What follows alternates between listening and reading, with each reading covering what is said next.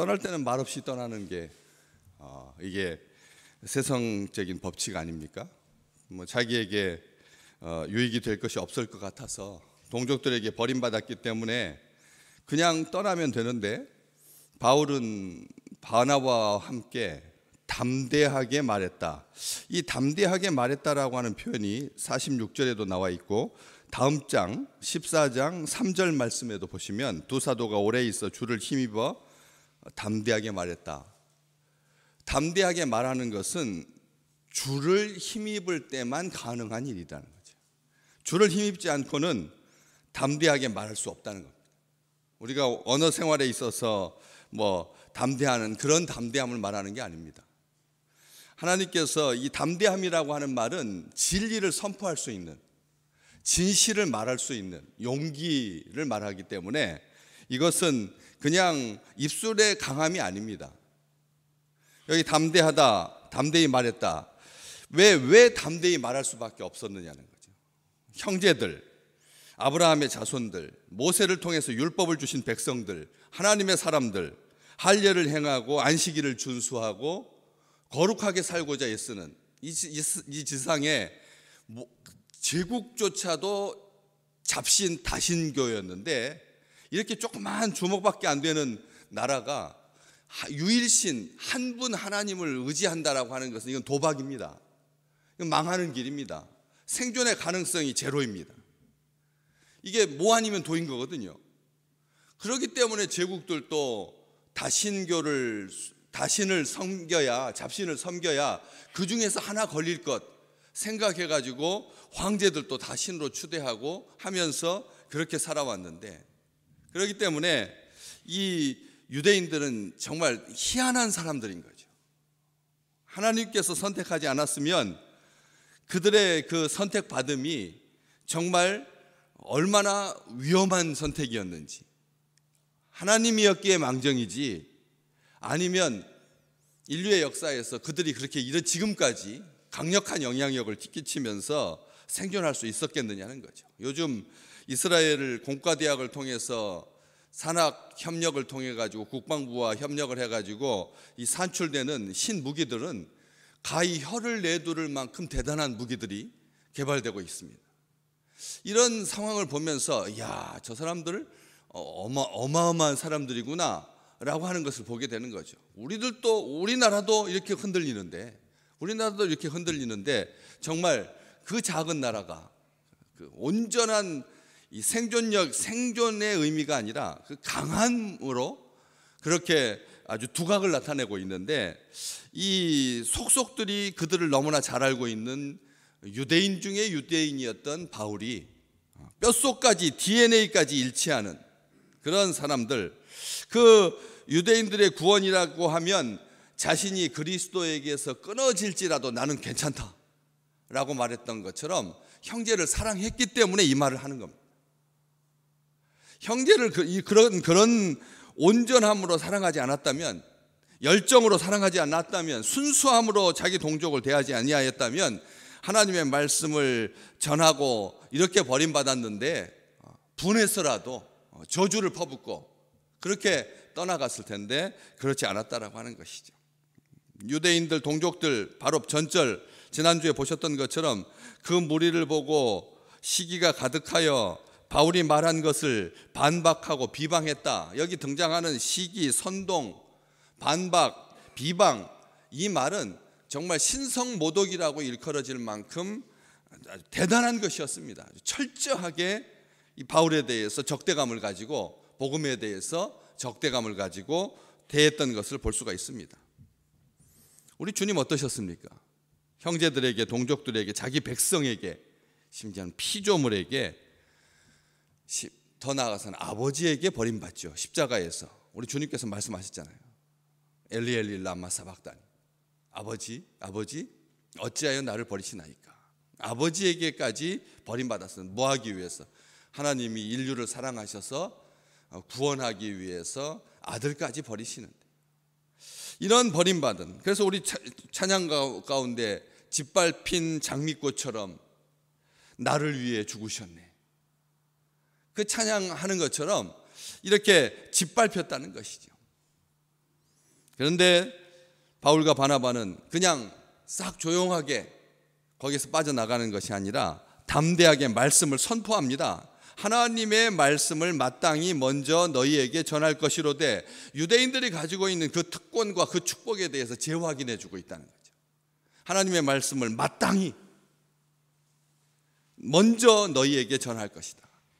너희들은 하나님의 말씀을 가진 백성이고 하나님의 축복을 받은 자다라고 하는 것에 대해서 아주 분명하게 재확인해 주고, 그 다음에 영생을 얻기에 합당한 삶을 촉구합니다. 여기 그렇지 않습니까? 너희에게 전할 것이로되 너희가 그것을 버리고 영생을 얻기에 합당하지 않은 자로 자처했다.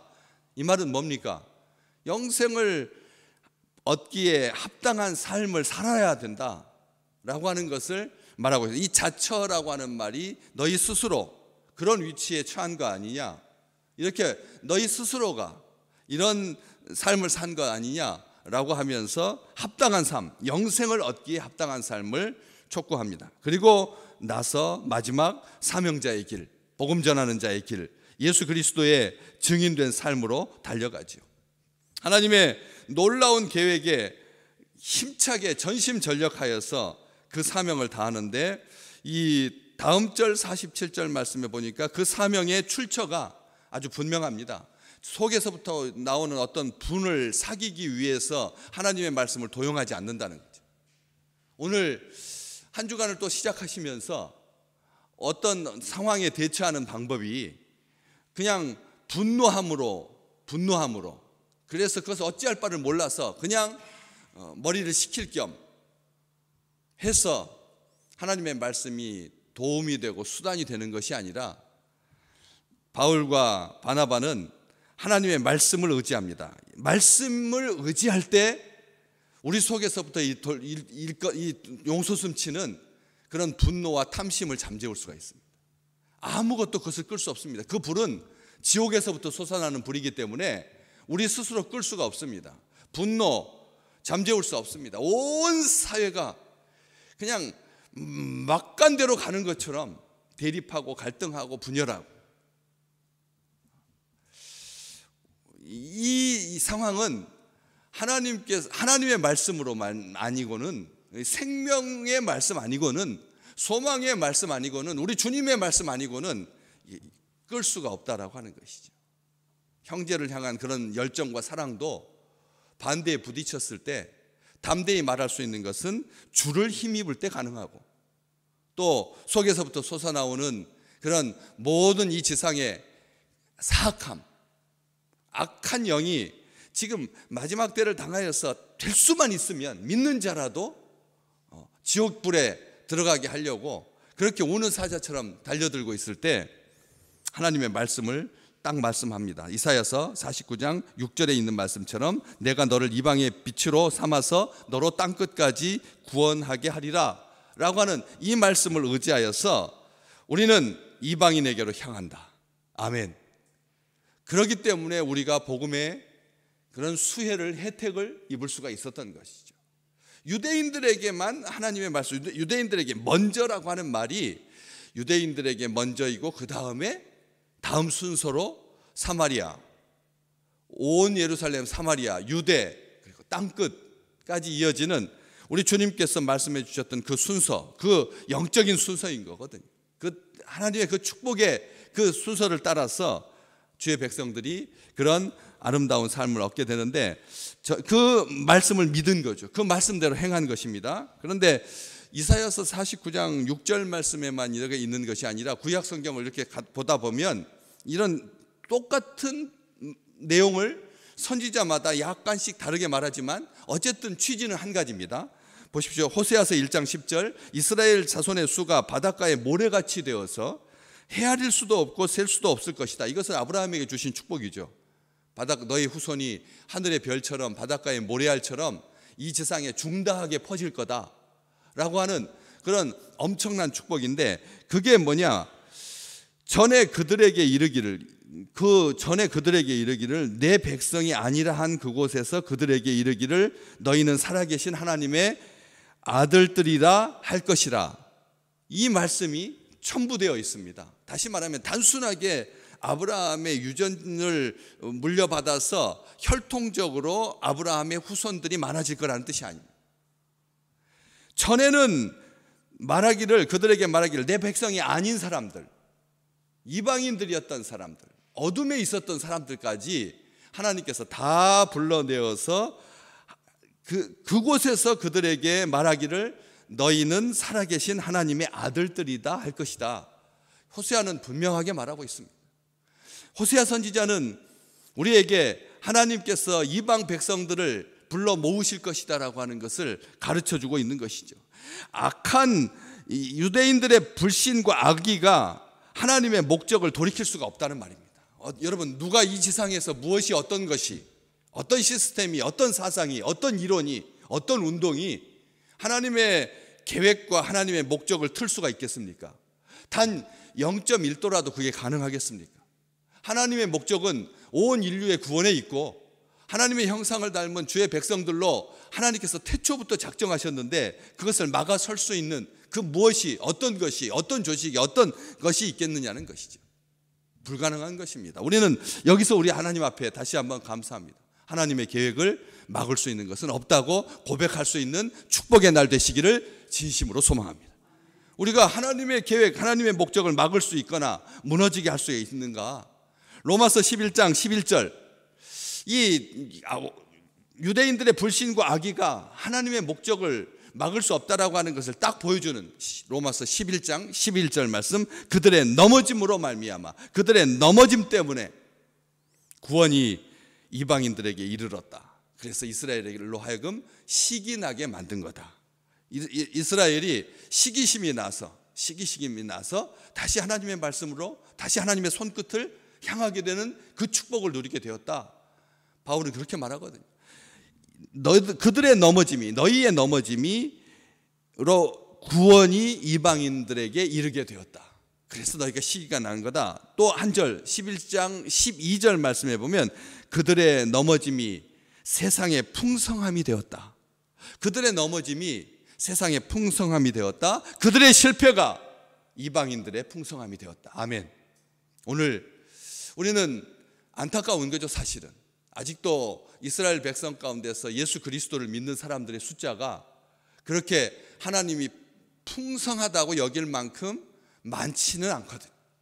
적지만 그 소수의 이스라엘 백성 가운데 예수 그리스도를 믿는 사람들을 우리가 보면서 완전하게 잘린 그루터기 위해서 하나님의 싹이 또 여전히 나서 그게 이제 본 나무보다 더 커지는, 제가 뒤에 저희 집 뒤에 산 있지 않습니까? 아주 가까운 산, 좋은 산, 아름다운 산, 걷기에 딱 좋은 산, 거기에 가다 보면 밑에까지 완전히 잘려가지고, 저희 아파트에도 그렇고요, 완전히 복숭아 나무가 오래돼가지고 다 수명을 다해서 잘렸는데 딱 하나 싹이 나가지고 자라기 시작하더니 4년 만에 원래 있었던 나무의 그 아름다운 형상만큼 크게 자라서 올해도 복숭아꽃을 딱 피우는 것을 보고, 야, 하나님께서 그렇게 밑둥까지 잘린 그루터기에서 하나님의 일을 행하심을 보는 거죠. 생명의 역사를 보는 겁니다. 원줄기보다 더 아름답게 완전한 젊음으로, 완전한 새나무입니다. 옛날 낡은 유전자 때문에 병들고 외틀어진 그런 나무가 아니라 완전하게 새 모종을 심어가지고 새 가지를 꽂은 것처럼 그렇게 잘 자라고 있거든. 날마다 아침에 지나가면서 봅니다. 그런 것처럼 오늘 우리의 풍성함을 생각할 때 이스라엘 백성의 그 남겨진 자손들, 남은 자들 중에서 하나님께서 그들을 통해서 일하고 계심을 우리가 지금도 본다는 거죠. 유대인들은 여전히 하나님의 백성, 하나님의 축복 가운데 있는 사람들입니다.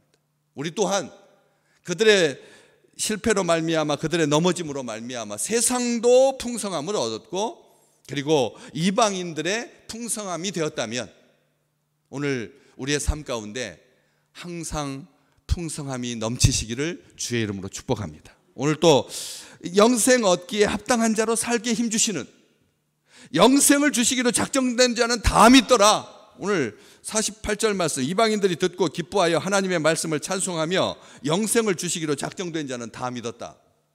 이렇게 기록되어 있는 것처럼 이방인들에게 믿음의 문을 여신 우리의 주님, 구원의 문을 여신 주님, 영생의 문을 여신 하나님을 찬송하는 하루가 되십시오. 영생의 문을 여신, 구원의 문을 여신 이 축복의 하나님, 오늘 또 복음의 문을 활짝 여시고 주께서 주의 말씀이 두루 퍼지게 하셔서, 그래서 이 땅 가운데 하나님의 새 생명이, 새 역사가, 새 창조가 가득한 정말 근사한 하루가 될 줄로 믿습니다. 오늘 그 믿음으로 하나님의 풍성한 가운데 거하는 아름다운 하루가 되게 하실 것입니다.